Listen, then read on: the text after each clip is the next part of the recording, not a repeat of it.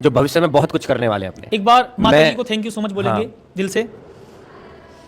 और अफसोस है सर हमें इस बात का, ये बहुत बहुत बड़ी तकलीफ होती है एक बच्चे के लिए। मैं कहूँ कि भाई अगर उसके परिवार से, उसके माँ या पापा की तरफ से कोई जो है दूर चला जाता है तो बहुत बड़ी तकलीफ होती है। दिल से एक रोना आता है, एक इमोशन निकलते हैं, आंसू आते हैं, और वो आंसू असल में आंखों के होते ही नहीं है। वो आंसू जो होते हैं वो दिल के आंसू होते हैं। तो सर इसके लिए हम माफ़ी चाहते हैं कि हमारे बीच वो नहीं है। उनकी बराबरी कोई नहीं कर सकता। अगर कोई 10 लोग या 10 व्यक्ति भी आ जाएं तो इस नाम की बराबरी या इस व्यक्ति की बराबरी नहीं हो सकती, ये तय है। साथ ही ये और- मेरा विश्वास है कि ये बैच आने वाले टाइम में, इस बार भी आप देखना पूरे सम्मान समारोह में जो येलो आर्मी होगी ना, वो इस बैच से पढ़ करके आएगी। बेशक। बहुत अच्छा एक अभी अनाउंसमेंट और होगा, ठीक है सर। इस बैच के नाम पर और इस माता जी के जो नाम पर बैच आया, इस पर आप क्या कहना चाहेंगे एक बार?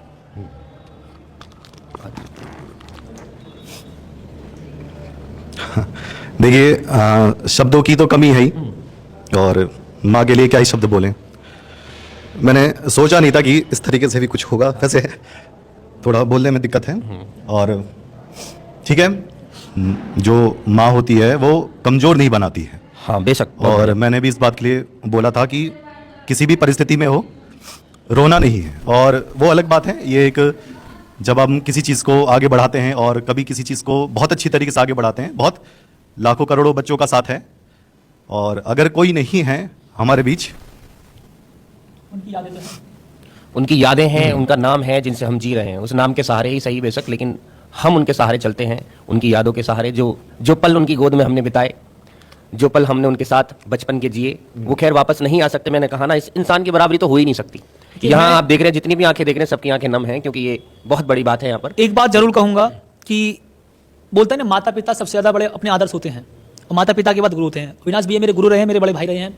जो माता जी के संस्कार थे, वो संस्कार भैया में झलकते हैं, और भैया के संस्कार हमें झलकते हैं। बेशक, क्योंकि एक बहुत छोटे बढ़िया। भाई के नाते वो हम सबको गाइड करते हैं, छोटी बहन के नाते हम सबको गाइड करते हैं। और आज जो ट्यूशन टीम यहाँ पर है ना, जो आपके घरों तक बहुत कम फीस में शिक्षा पहुंच रही है ट्यूशन के माध्यम से, उसका एकमात्र जो मैं पूरा कहता हूँ जी श्रेय जाता है, वो अविनाश भैया को जाता है, और उनका श्रेय जाता है उनकी माता जी को।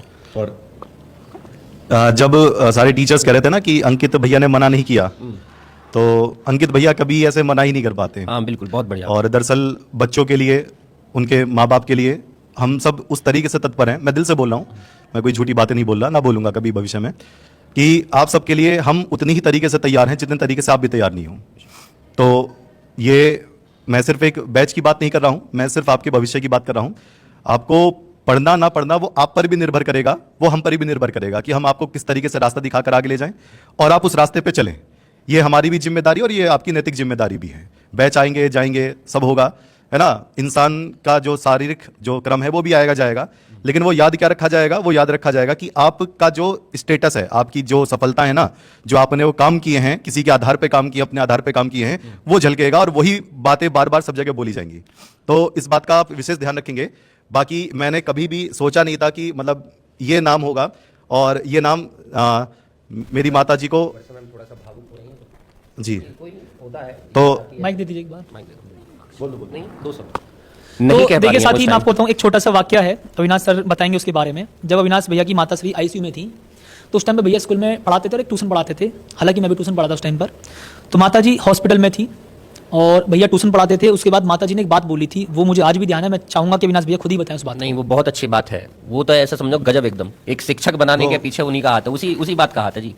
वो बात तो देखिए पब्लिक करने वाली नहीं थी, बट एक तरीके से वो इतना तगड़ा मोटिवेशन दे गई कि जो मैं आपके सामने यहाँ पर हूँ उन्हीं वजह से हूँ। माता जी उस टाइम मेरी जो मदर थी वो आईसीयू में थी, ठीक है, और मैं उनके पास ही था। तो उन्होंने कहा था कि अभी यहाँ पर क्यों बैठे हो?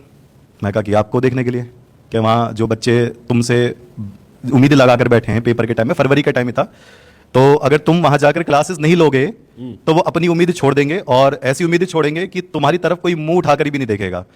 और ऐसा चेहरा तो मैं भी नहीं देखना चाहती हूँ। आईसीयू में मेरा मरना जीना एक अलग स्थिति है, पर तुम्हारे उस वक्त खड़े रहना एक अलग स्थिति है। जाओ, कोई दिक्कत नहीं, जो तुम्हारा कर्म है उसको करो, और ऊपर वाला मुझे देख रहा है तब तक। तो मैं पूरी रात वहाँ बैठा रहता था, और सुबह आप सबको आकर पढ़ाता था, मतलब आप सब जैसे बच्चे जितने भी थे सब पढ़ाता था। तो ये एक मोटिवेशन मैं नहीं कहूँगा, ये अंदर की आत्मा को जो पकड़ के झंझोड़ देता है ना, कि अब छोटी मोटी चीज़ दिक्कत नहीं देती। मुझे बुखार है, मुझे क्या है, मुझे छुट्टी करने का मतलब नहीं। जितने भी टीचर्स हैं सब जुड़े हुए हैं, उनको कोई मतलब नहीं है। सिर्फ एक वही कि परिवार वहाँ पर अच्छा है, आप सब अच्छे तरीके से पढ़ रहे हो, हम अपना काम कर रहे हैं। हाँ, एक दिन हमारा भी आएगा, हम भी जाएंगे ऐसी स्थिति में, बट ये है कि आप सबको बेहतर से बेहतर बनाकर जाएं, यही आपका बड़ा भाई बोल रहा है। साथ ही हम बहुत बड़ी फैमिली से नहीं हैं, हम जो भी हैं आपके जैसे थे और आपके जैसे ही हैं अब भी, लेकिन साथ ही एक होता है ना परिवार, माँ पिता, वो हमको प्रेरित करते हैं कि जो बच्चे तुमसे जुड़े हैं उनको आगे बढ़ाइए। और पैसे एक अलग चीज़ है, लेकिन बच्चों के घर तक शिक्षा पहुंचाना एक बड़ी बात है। हालांकि फिलहाल थोड़ा भावनात्मक है तो इसलिए आपको ऐसा लग रहा होगा, लेकिन साथ ही आपको इस बैच से पढ़ाई करके बोर्ड में इस तरह से फोड़ना है कि आपको दिखा देना है कि आप RAA के चीते हो। ठीक है, तो साथ ही अब इसके आगे की प्लान्स जानेंगे। ठीक है, तो साथ ही इस साल हमारी बैचेस की जर्नी किस तरह की रही है, सबसे बड़ी बात यह है। तो इस बैचेस की जर्नी को अविनाश सर खुद बताएंगे। तो माइक